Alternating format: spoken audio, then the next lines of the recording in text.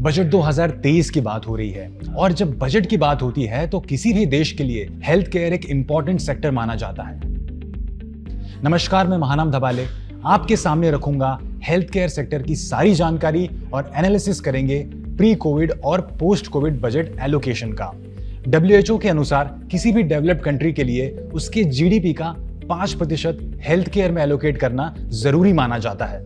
2020-21 में union finance minister Nirmala Sitharaman की अध्यक्षता में इकोनॉमिक सर्वे किया गया था, जिसमें यह साफ रिकमेंडेशन थे कि पब्लिक हेल्थ पर जीडीपी के 1% से बढ़ाकर 2.5% तक का बजट अलॉट किया जाए। केंद्रीय बजट 2022-23 में स्वास्थ्य और परिवार कल्याण मंत्रालय ने 86,200 करोड़ रुपए आवंटित किए थे। फाइनेंशियल ईयर 2020-21 में ये 73,932 करोड़ की तुलना में लगभग 16.5% ज्यादा का एलोकेशन था। राष्ट्रीय स्वास्थ्य मिशन NHM के लिए 37,000 करोड़ रुपए का आवंटन किया गया था, जो 2021-22 की तुलना में 1.2% से ज्यादा था। 2022-23 में आयुष्मान भारत प्रधानमंत्री जन आरोग्य योजना के लिए आवंटन 6,412 करोड़ रुपए का किया गया था।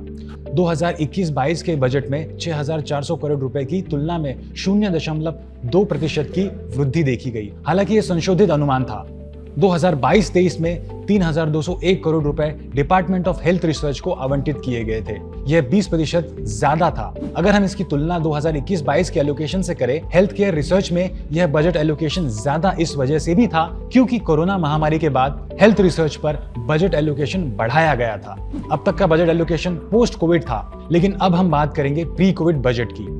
हेल्थ केयर रिसर्च डिपार्टमेंट को साल 2018-19 में 1,800 करोड़ रुपए का बजट अलॉट किया गया था, जो जाहिर तौर पर कोरोना महामारी के बाद इसी डिपार्टमेंट में 20% से ज्यादा की बढ़ोतरी की गई थी। स्वास्थ्य और परिवार कल्याण मंत्रालय का 2018-19 में बजट 52,800 करोड़ एलोकेट किया गया था। हमने कोरोना महामारी के पहले और कोरोना महामारी के बाद का हेल्थ केयर बजट एलोकेशन का एनालिसिस किया, पर भारत जैसे देश में हम जानते हैं हेल्थ केयर इंफ्रास्ट्रक्चर पर अभी भी बहुत ज्यादा काम करने की जरूरत है। एम्स जैसे अस्पताल हम दिल्ली या मुंबई जैसे शहरों में ही देख पाते हैं। भारत में प्रति 10 लाख की आबादी पर एक डॉक्टर पाया जाता है, जो एक चिंताजनक विषय है।